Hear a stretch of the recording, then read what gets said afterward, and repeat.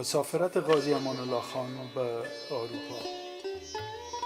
این مسافرت جنجالی که حتی امروز هم مورد انتقاد بدخواهان و عده از هواداران بیخبر از واقعیت‌ها قرار می‌گیرد، از هفتم قوس سال 1306 مطابق با 29 نوامبر 1927 با کشورهای هند بریتانوی، مصر، ایتالیا، فرانسه، انگلستان، بلژیک، آلمان، سوئیس، پولند، روسیه، ترکیه و ایران صورت گرفت.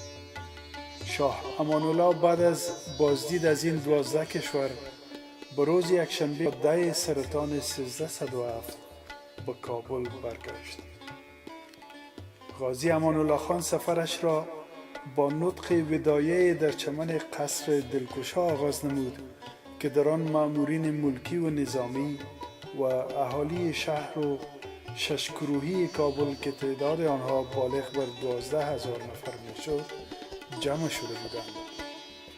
امان الله شاه غازی در همین بیانیه‌اش گفت که هندو، هزاره، شیعه، سنی، احمدزایی، پوپلزایی نداریم، بلکه همه یک ملت هستیم و آن افغان.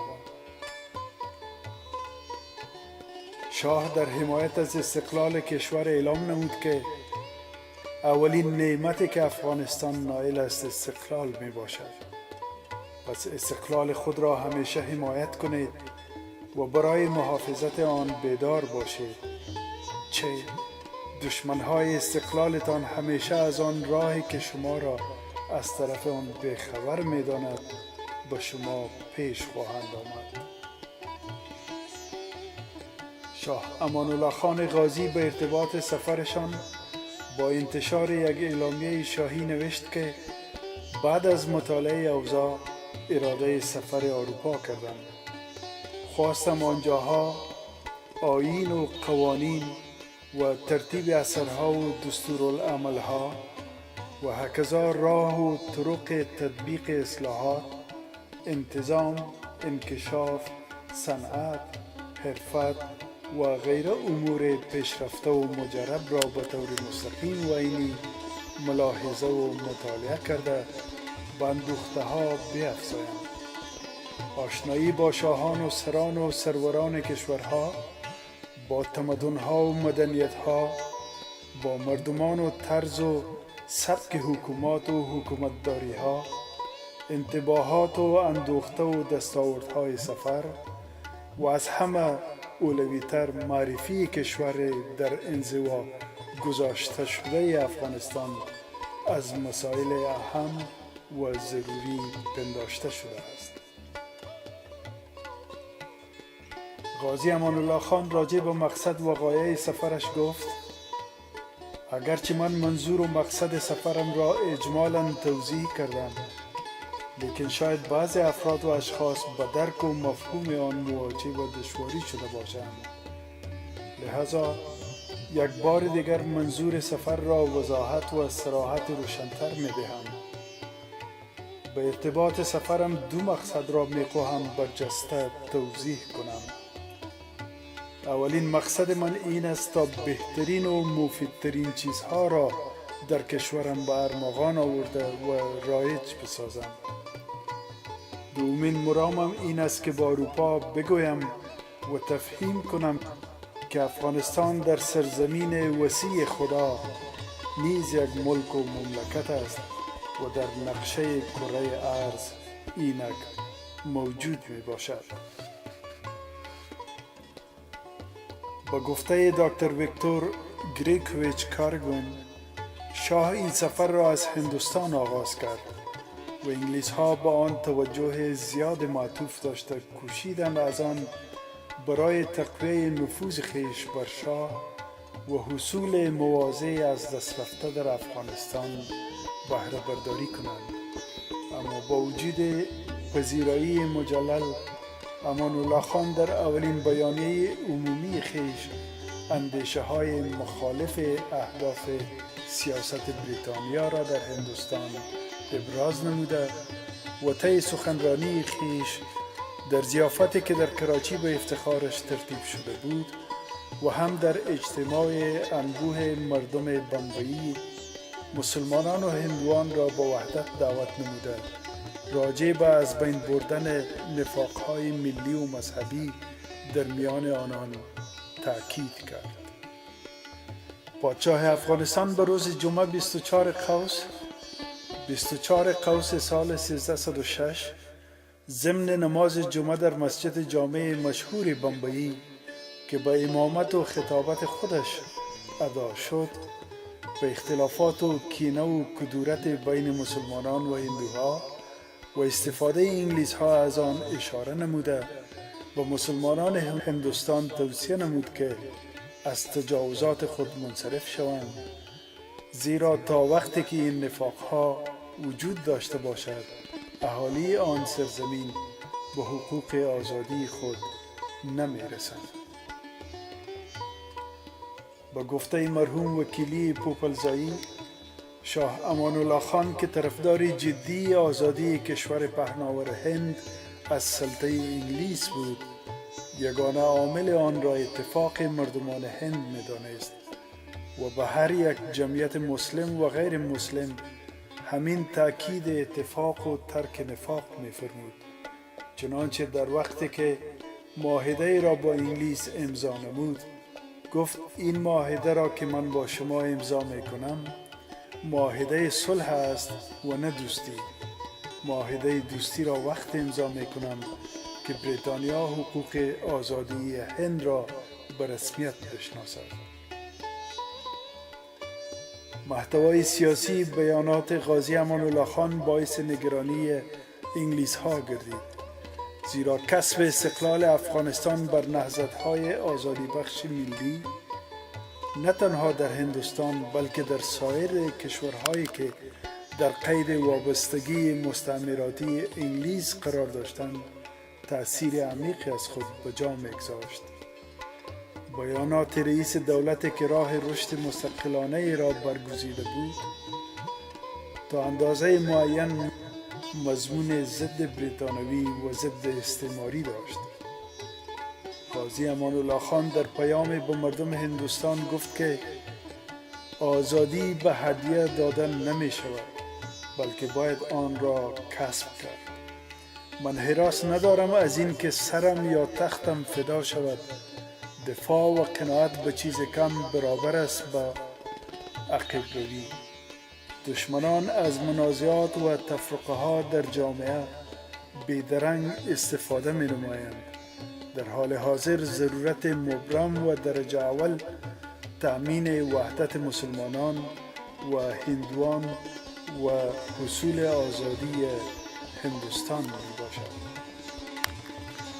غازی امان الله خان پس از عودت به وطن در میدان قصر دلکشا گفت: مرا که شما به اروپا فرستاده بنابر ذوق خود شما بود، چنانچه وکلا و مجلس وزرا رأی دادند و فکر خود من هم در این مفکوره با شما موافقت نمود و در اثر آن سیاحت اروپا را نمودم تا از آنجا چیزهایی را که برای ترقی ما مناسب باشد و بتواند ما را به یک پایه بلندتر برساند بیاورم و روی کار گذارم.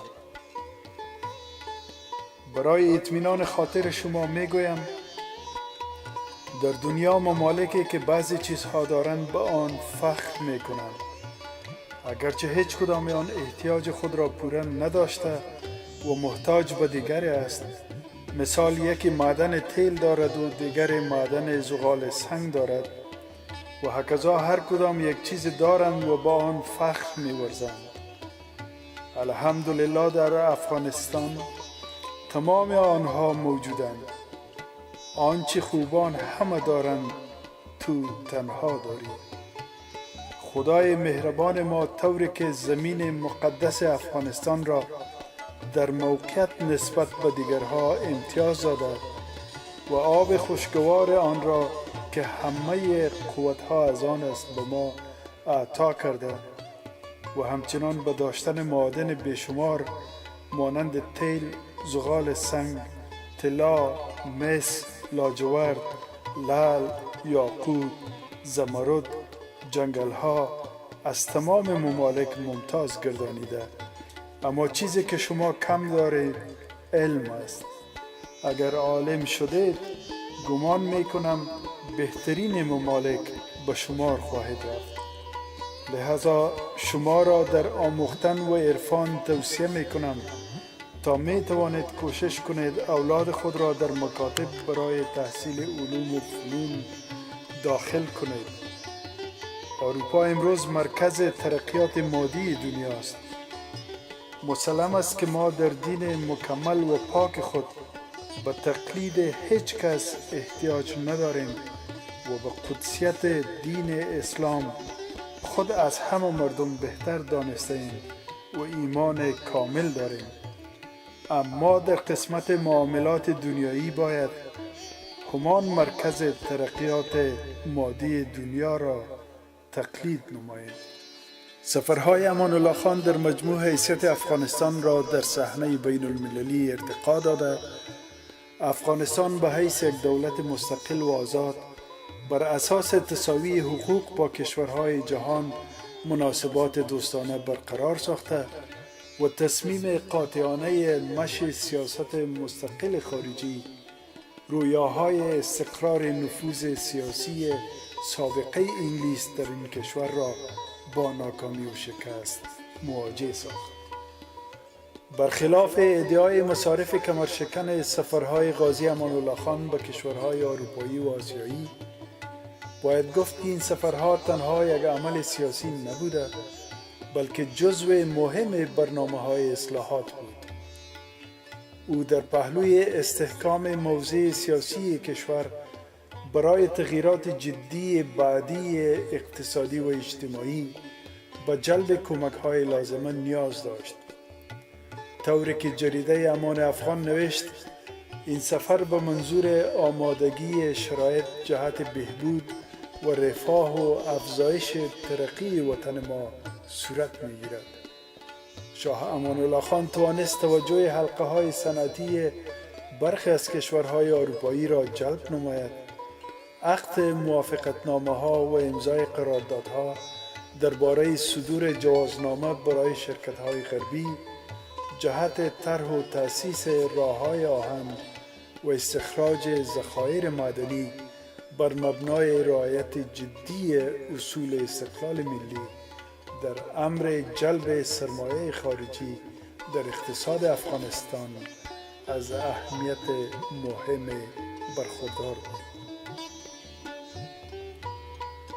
غازی امان الله خان در گزارش مختصری که بعد از انجام سفرش به روز یکشنبه 8 میزان 1307 در محضر مأمورین دولت و متصدیان مکاتب در پهلوی قصر استور یعنی وزارت خارجه ایراد کرد، گفت که می خواستم برای معارف و صنایع افغانستان خدمت کنم. امان الله خان به خریداری ها و مصارف سفرش پرداخته اظهار داشت. خریداری هایی که در این سفر کرده ام 53500 تفنگ جاغوردار، 106 توپ، 8 طیاره، 5 موتر زریپوش، 10,000 کلاه زریپوش، فابریکه های قندسازی، پارچه های پشمی و نخی، دکمه سازی، ماشین شستن پشم، ماشین ساخت مواد کیمیایی، ماشین جاکت بافی، 24 ماشین جوراب بافی، ماشین های حساب، ماشین شیر و مسکه، حفظ میوه، ماشین تیلکشی، 18 موتر سواری، 12 موتر اطفائیه، 2000 دستگاه خرد و کلان رادیو، آلات جراحی، موترهای زراعت. غازی امان الله خان مصارف سفرهایش به خارج را شمرده گفت که به تمام این سفر مصارفی که ما کرده ایم به غیر از خریداری ها مصارف مانند خرج عید استقلال، دعوت ها، اعانه ها به بلدیه ها و شعبات و شفاخانه ها، تبلیغ و افغانهای بی بضاعت، بخشش ها، مخارج هتل ها، کرایه های ریل، جیب خرچ هیئت، جمله 19 لک و 51 هزار افغانی. عاید از قبیل سوغات ها، تحایف و هدایا مبلغ 1 کرور و 28 لک و 88 هزار افغانی می ماند. این را که این سفر برای چی بود و چطور کامیاب شدیم کاملا به فیصله وجدانی شما وزرا و رؤسا، خوانین و نمایندگان شما ملت می گذارم و کافه علما و فضلای مقیم پایتخت و تمام مملکت را متوجه این حقیقت می سازم تا در غیاب و حضور بدین عواملی که من انجام دادم مشوش و مشتبه نباشند. اما می دانم که خداوند متعال بیش از آنچه آرزو داشتم مرا کامیاب گردانید، زیرا که این همه باعث مفاد ملت و مملکت است و فایده حساب کردم همان فایده است که حساب دخل و خرچ آن را کاملا محمد حسن خان مصاحب من به وزارت مالیه داده. نویسنده کتاب آتش در افغانستان می نویسد که سفرهای امان الله خان که به نظر بسیاری ها یک تجمل گران قیمت بود، آنقدر خرچی که آنها فکر می کردن نداشت. امان الله خان یک مهمان مسلکی بود. او تنها به آن کشورهای رفت که به صورت مکمل مهمانداریش را قبول کردند. او به ایالات متحده امریکا به خاطر نرفت که آنها گفته بودند مصارف سفرش را باید خودش بپردازد. بعدها معلوم شد که دولت امریکا به درخواست مامورین بریتانوی برای دلسردی او گفته بودند که او در این سفر مهمان رسمی دولت نخواهد.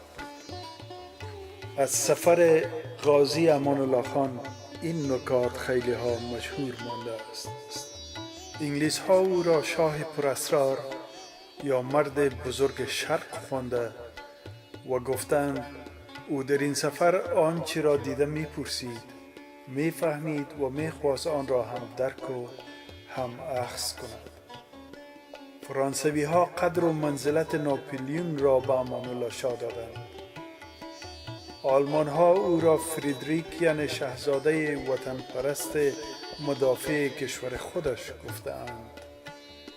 روس ها نام او را برای تاریخ برابر پیتر کبیر نوشتند. خود امان الله شاه گفته است که پاریس مرا خوشوقت ساخت، برلین مرا متحیر کرد، لندن جالب دقت من شد، اما عشق وطن مرا سوخت.